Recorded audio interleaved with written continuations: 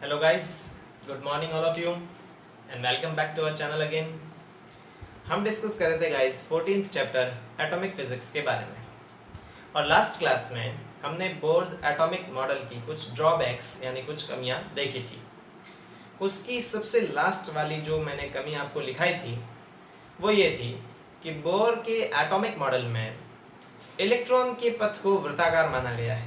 ये माना गया कि नाभिक के चारों ओर इलेक्ट्रॉन वृत्ताकार कक्षा में चक्कर लगाता है और हाइजेनबर्ग का अनिश्चितता का सिद्धांत ये कहता है कि इलेक्ट्रॉन का जो पथ है वो वृत्ताकार नहीं हो सकता। तो मैंने लास्ट क्लास में जाते जाते आपको बताया था कि इस पर्टिकुलर टॉपिक को, लास्ट वाले टॉपिक को मैं एक अलग वीडियो लेक्चर में बहुत डीप एक्सप्लेन करूंगा कि वास्तव में ये ऐसा क्यों नहीं हो सकता और क्यों इलेक्ट्रॉन का पथ वृत्ताकार पॉसिबल नहीं हो सकता अकॉर्डिंग टू हाइजेनबर्ग्स अनसर्टेनिटी प्रिंसिपल। तो आज उसी के बारे में हम चर्चा करेंगे गाइस। तो चलिए शुरू करते हैं आज का सेशन। देखिए आज हम डिस्कस करेंगे बोर्स एटॉमिक मॉडल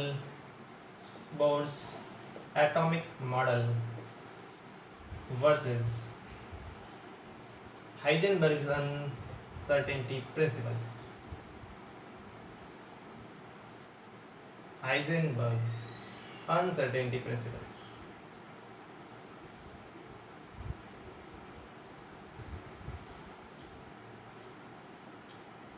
बोर का एटॉमिक मॉडल हाइजेनबर्ग के अनिश्चितता के सिद्धांत की एक्सप्लेनेशन या उसकी वैलिडिटी पर खरा नहीं उतरता। किस प्रकार से समझिए। सबसे पहले हम ये देख लेते हैं कि अनिश्चितता का सिद्धांत होता क्या है। हमने 13वें चैप्टर में इसको बहुत अच्छे से डिस्कस किया है। अभी तक आपने वो वीडियो लेक्चर नहीं देखा है तो जल्दी से पहले उस वीडियो लेक्चर को देखिए और हाइजेनबर्ग के अनिश्चितता सिद्धांत को समझिए। आशा करता हूँ कि आपने वो देख लिया होगा। तो हम इससे आगे की डील करते हैं। हाइजेनबर्ग का अनिश्चितता का सिद्धांत बेसिकली ये कहता है कि किसी भी पार्टिकल की पोजीशन और उसके मोमेंटम को हम साइमल्टेनियसली कभी भी एक्यूरेटली फाइंड आउट नहीं कर सकते। हमेशा कुछ न कुछ अनिश्चितता होगी। किसी भी कण की स्थिति और संवेग को एक साथ, याद रखिए ये वर्ड इंपॉर्टेंट है, एक साथ, किसी भी कण की स्थिति और संवेग को एक साथ यथार्थ रूप से ज्ञात नहीं किया जा सकता। हमेशा उनकी स्थिति और संवेग में कुछ न कुछ अनिश्चितता होगी ही होगी।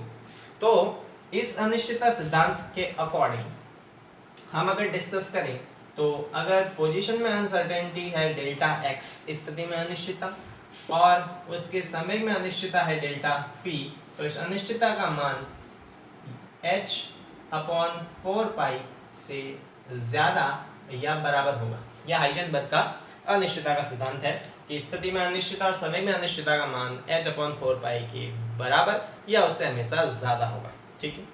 अब ये जो हाइजेनबर्ग का अनिश्चितता का सिद्धांत है इसका क्या कारण था मैं बता चुका हूँ। हाइजेनबर्ग के अनिश्चितता का सिद्धांत का सबसे मेजर कारण था डुअल नेचर। ठीक है, यहाँ लिख देता हूँ। इसका सबसे प्रमुख कारण था dual nature of matter. Dual nature of matter इसका ये कारण है क्योंकि प्रत्येक द्रव्य द्वैत प्रकृति रखता है। वो कण के रूप में भी एग्जिस्ट करता है, मूविंग पार्टिकल, और उसमें तरंग जैसे गुण भी होते हैं और इसी की वजह से ये अनसर्टेनिटी प्रिंसिपल होता है। तो हम ये डिस्कस कर लेते हैं कि हाइजेनबर्ग का जो अनिश्चितता का सिद्धांत है बेसिकली वो मैक्रोस्कोपिक ऑब्जेक्ट्स के लिए सिग्निफिकेंट नहीं होता है। यानी बड़े ऑब्जेक्ट्स की अगर अपन बात करें, बड़े ऑब्जेक्ट्स, ठीक है, तो बड़े ऑब्जेक्ट्स जो होते हैं उनके लिए ये सिग्निफिकेंट नहीं है। ये सिग्निफिकेंट नहीं है, नॉन सिग्निफिकेंट है। ये क्या है? नॉन सिग्निफिकेंट, मतलब इसके लिए ये ज़्यादा वैलिड नहीं है। अगर अपन बड़े ऑब्जेक्ट्स की बात करें तो उसके लिए हाइजेनबर्ग का अनिश्चितता का सिद्धांत वैलिड नहीं होता है। मतलब हम उसकी स्थिति और संवेग को, बड़े ऑब्जेक्ट्स की स्थिति और संवेग को बहुत आसानी से लगभग एक्यूरेटली फाइंड आउट कर सकते एक साथ। उनमें ये कहते हैं हम कि अनिश्चितता न के बराबर होगी। लेकिन अगर हम छोटे ऑब्जेक्ट्स की बात करें, ठीक है, स्मॉल ऑब्जेक्ट्स की बात करें, माइक्रो ऑब्जेक्ट्स की बात करें, ठीक है, माइक्रो ऑब्जेक्ट्स की बात करें, तो इस स्थिति में ये सिग्निफिकेंट होता है। ठीक है, सिग्निफिकेंट का मतलब कि जब भी अपन छोटे ऑब्जेक्ट्स की बात करेंगे तो वहां पे छोटे ऑब्जेक्ट्स की पोजीशन और उसके संवेग को एक साथ यथार्थ रूप से परिकलित करना संभव नहीं होता है। समझे मेरी बात को। हम बोर के एटॉमिक मॉडल से इसको रिलेट करते हैं। मान लेते हैं कि हमारे पास कोई एक ऑब्जेक्ट है, ठीक है, हमारे पास कोई एक ऑब्जेक्ट है जो इनिशियल वेलोसिटी से मूव कर रहा है, v नॉट इसकी इनिशियल वेलोसिटी है और इसकी पोजीशन जो है से x नॉट इसकी इनिशियल पोजीशन है और इस पे कोई बल लग रहा है F। तो अगर F बल लग रहा है, इसकी प्रारंभिक स्थिति दे रखी है, प्रारंभिक वेग है, तो बल के कारण हम त्वरण ज्ञात कर सकते हैं। ऑफ कोर्स इसका त्वरण ज्ञात कर सकते हैं कि किस त्वरण से मूव करेगा। और स्टार्टिंग में हम समय मान लेते हैं t नॉट, कि t नॉट समय पर इसकी स्थिति x नॉट है और इसका वेग है v नॉट, इस पे बल F लग रहा है, उसका त्वरण a है। तो क्लासिकल मैकेनिक्स जो हम कहते हैं, है ना, चिर समस्त भौतिकी, तो उनके सिद्धांतों के आधार पर हम किसी पर्टिकुलर टाइम पे मान लेते हैं ये यहाँ पे आ जाता है, t टाइम बाद ये यहाँ आ जाता है, ठीक है। तो इस स्थिति पे हम इसका वेग ज्ञात कर सकते हैं बहुत आसानी से। हम इसके वेग के साथ इसकी स्थिति भी ज्ञात कर सकते हैं। मान लेते हैं यहाँ पे इसकी स्थिति x हो जाती है, तो हम इसकी स्थिति ज्ञात कर सकते हैं, यहाँ पे इसका वेग ज्ञात कर सकते हैं। ये सारी चीज़ें बहुत आसानी से कैलकुलेट की जा सकती है और बहुत आसानी से कैलकुलेट होने के साथ साथ बहुत एक्यूरेटली भी कैलकुलेट की जा सकती है। कब? जब ये ऑब्जेक्ट बड़ा होगा। लेकिन छोटे ऑब्जेक्ट्स के केस में ये अनसर्टेन हो जाएंगे इसकी स्थिति और समय। अब इसको हम थोड़ा समझते हैं, ऐसा कैसे है उसको हम समझने के लिए क्या करते हैं, एक एग्जाम्पल लेते हैं। एनसीईआरटी बुक में आपके 2 एग्जाम्पल दे रखे हैं, हम दोनों एग्जाम्पल को अपन सॉल्व करते हैं। तो देखिए एग्जाम्पल किस प्रकार से, हम पहले एग्जाम्पल की अगर बात करें तो ये एग्जाम्पल ये कहता है that if we measure the position of an electron there is an uncertainty of 0.1 angstrom, then what would be the uncertainty in its velocity। समझिए क्वेश्चन क्या कह रहा है। क्वेश्चन ये कह रहा है कि अगर हम किसी इलेक्ट्रॉन की पोजीशन को मेजर करें तो उसकी पोजीशन में अनसर्टेनिटी होती है 0.1 एंगस्ट्रॉम के बराबर, ठीक है। हम एक प्रॉब्लम ले रहे हैं, उस प्रॉब्लम को सॉल्व करके हम हाइजेनबर्ग के अनिश्चितता के सिद्धांत के आधार पर बोर मॉडल की व्याख्या करेंगे, ठीक है। तो समझिए क्वेश्चन ये कहता है that we measure position of an electron,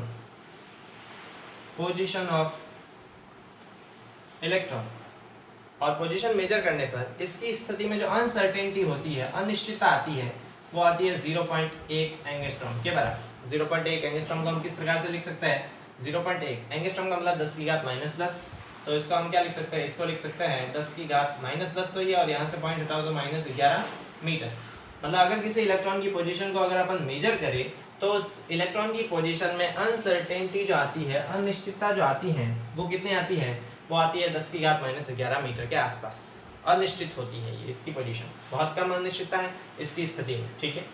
हमें क्वेश्चन ये कहता है then what would be the uncertainty in its velocity, तो इसके वेग में कितनी अनिश्चितता आई। क्वेश्चन समझ गया आई गेस।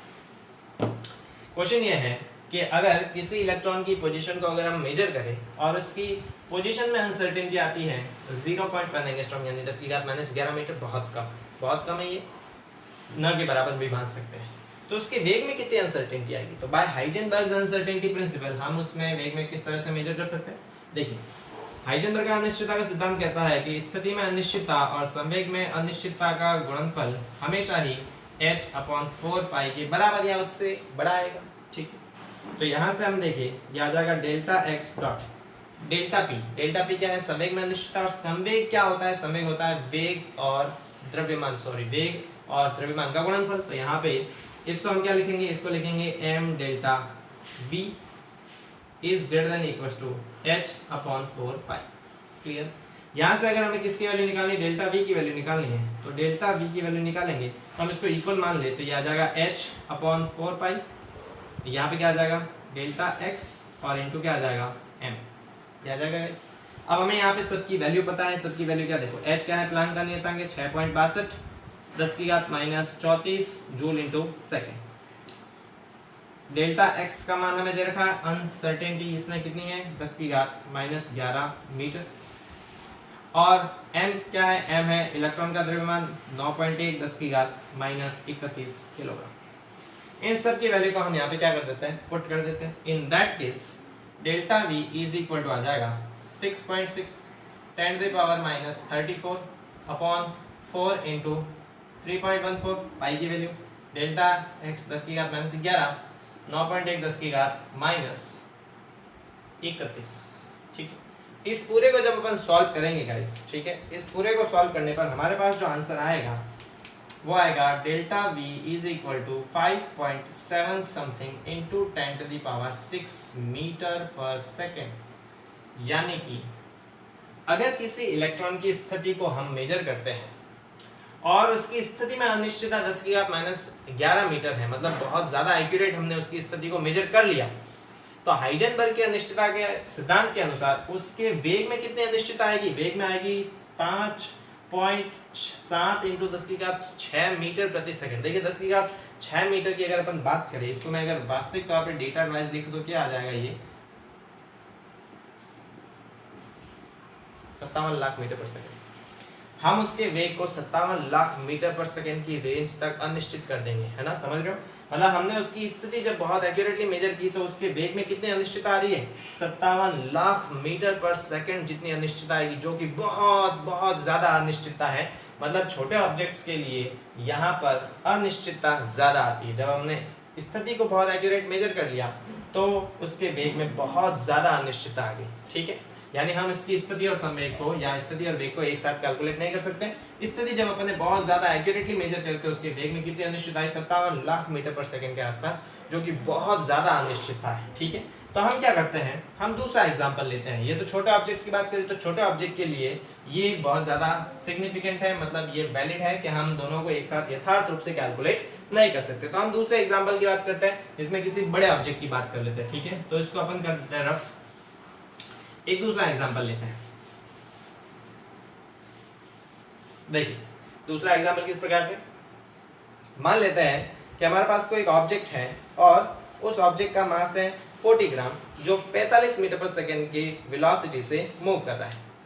एग्जांपल लेते हैं दूसरा, कोई ऑब्जेक्ट है और उस ऑब्जेक्ट का मास दे रखा है 40 ग्राम और वो ऑब्जेक्ट 45 मीटर पर सेकंड की वेलोसिटी से मूव कर रहा है। एक ऑब्जेक्ट है 40 ग्राम का जो बड़ा ऑब्जेक्ट है और वो 45 मीटर पर सेकंड की वेलोसिटी से मूव कर रहा है। अगर इसके वेग में 2% की अनिश्चितता है, कितनी है? 2% की, यानी इसके वेग में अनिश्चितता है 2% की अनिश्चितता है, 2% ऑफ v। वेग में 2% की अनिश्चितता है तो इसकी स्थिति में कितनी अनिश्चितता होगी? इसकी स्थिति में क्या निकालनी है हमें? अनिश्चितता निकालनी, डेल्टा x निकालना है। क्वेश्चन समझ गए? एक ऑब्जेक्ट दे रखा है, बड़ा ऑब्जेक्ट जो है 40 ग्राम का, 45 मीटर पर सेकंड की वेलोसिटी से वो मूव कर रहा है और उसके वेग में हम 2% की अनिश्चितता दिखते हैं। मतलब हम उसके वेग को 2% तक एक्यूरेटली मेजर नहीं, 98% तक तो एक्यूरेटली मेजर कर सकते हैं, लेकिन 2% उसके वेलोसिटी में हम चुप कर जाते हैं, मतलब अनिश्चित हो जाती है। तो इस स्थिति में उसकी स्थिति में कितनी अनिश्चितता आएगी? तो हाइजेनबर्ग का अनिश्चितता का सिद्धांत इसके लिए भी लगा के देख लेते हैं। तो मेरे पास क्या था, सबसे पहले देखिए 2% v का 2%, v कितना दे रखा है? 45 मीटर पर सेकंड, तो इसका 1% कितना आएगा? इसका 1% आएगा 0.45, 2% कितना आएगा? 2% आएगा 0.90 मीटर पर सेकंड। मतलब वेग में अनिश्चितता कितनी आएगी? 0.90 मीटर पर सेकंड। वेग है 45 मीटर पर सेकंड, तो इसका 1% होता है 0.45, 2% कितना होगा? 0.90।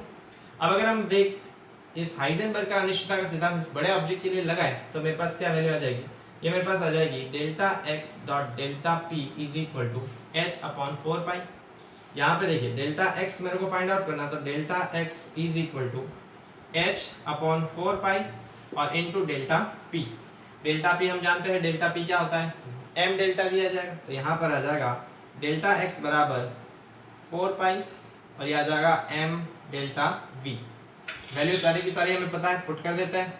h का मान आ जाएगा 6.6 10 to the power -34 joule into second और m जो है वो इस ऑब्जेक्ट का मास है। ऑब्जेक्ट का मास दे रखा है 40 ग्राम। इस ग्राम को हम किस तरह से लिख सकते हैं? 40 इंटू 10 की घात -3 किलोग्राम, और इसको हम क्या लिखेंगे? ये आ जाएगा 4 इंटू 10 की घात -4 किलोग्राम। ठीक है, तो ये आ जाएगा 4 इंटू 10 की घात -4 किलोग्राम।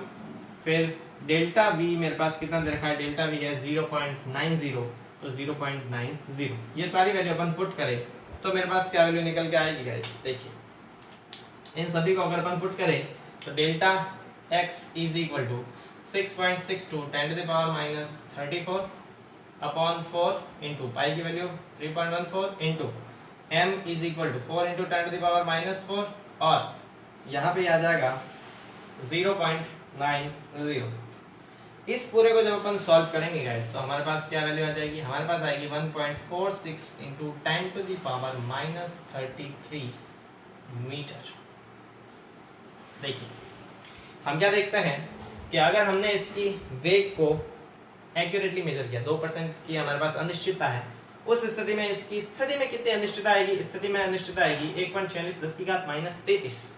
मैंने बताया फिजिक्स में जो भी क्वांटिटी मोस्टली अगर हम बात करें 10 की घात -15 मीटर से छोटी तो उसको नेग्लेक्ट करते हैं, तो ये अनिश्चितता किसके बराबर है? लगभग 0 के बराबर है, क्योंकि ये तो न के बराबर अनिश्चितता है। इसका क्या मतलब कि जब अपन बड़े ऑब्जेक्ट की बात करते हैं तो बड़े ऑब्जेक्ट में हमने वेग को भी एक्यूरेट मेजर किया और साथ साथ में उसकी स्थिति में अनिश्चितता बहुत कम है। ये 10 की घात -33 का मतलब न के बराबर अनिश्चितता है, मतलब यहाँ पर वेग और स्थिति को हम लगभग एक्यूरेटली मेजर कर सकते हैं।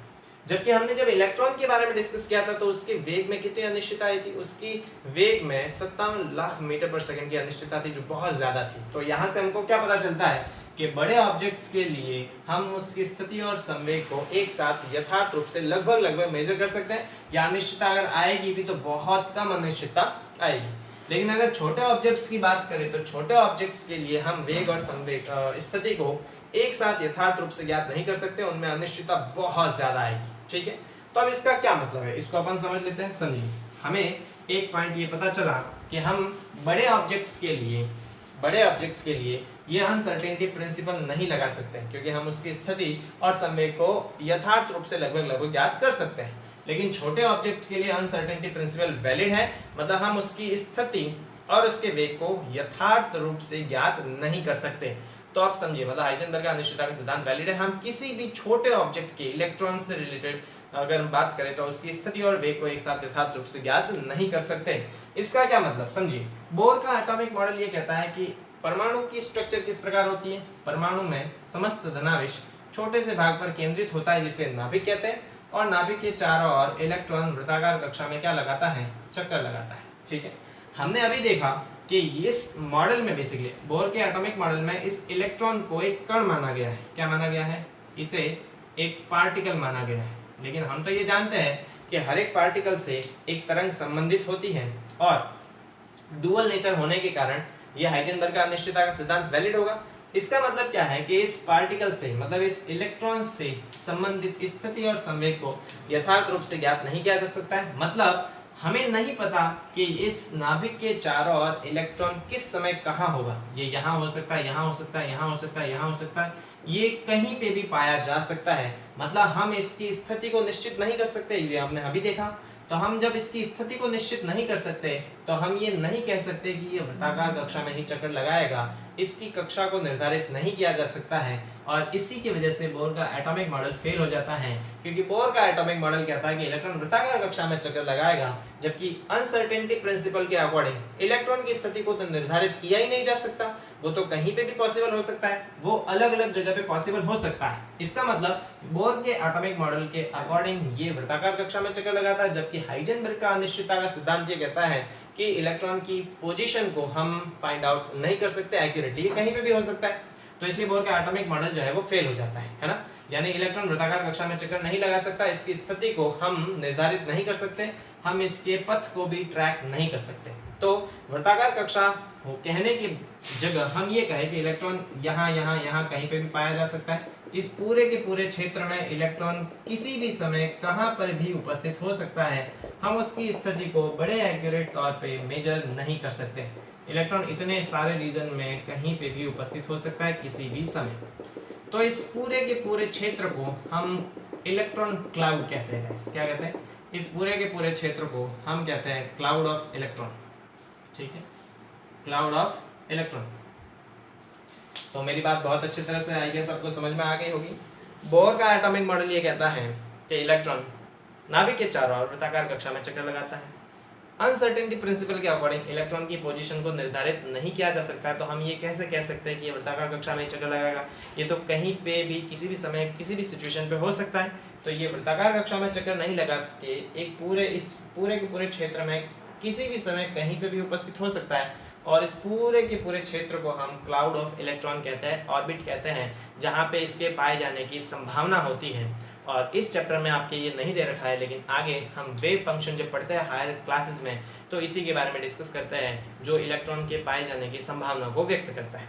ठीक है, तो ये हमने क्या डिस्कस किया? ये हमने डिस्कस किया कि बोर का एटॉमिक मॉडल हाइजेनबर्ग के अनिश्चितता सिद्धांत पे खरा नहीं उतरता है और इलेक्ट्रॉन की जो कक्षा है वो वृत्ताकार पॉसिबल नहीं हो सकती, क्योंकि इसकी स्थिति को हम निर्धारित नहीं कर सकते अनसर्टेनिटी प्रिंसिपल के अकॉर्डिंग। तो आज के सेशन में बस इतना ही। अगले वाले वीडियो लेक्चर में हम डिस्कस करेंगे लास्ट टॉपिक, जो है बोर के एटॉमिक मॉडल का जो द्वितीय अभिग्रहित था, उस अभिग्रहित की डी ब्रॉगली हाइपोथेसिस से हम एक्सप्लेनेशन देंगे, और साथ ही इस पूरे चैप्टर पे जो इंपॉर्टेंट न्यूमेरिकल क्वेश्चंस बनते हैं उनको भी डिस्कस करेंगे। तो मिलते हैं गाइस हमारे अगले वीडियो में। Thank you so much.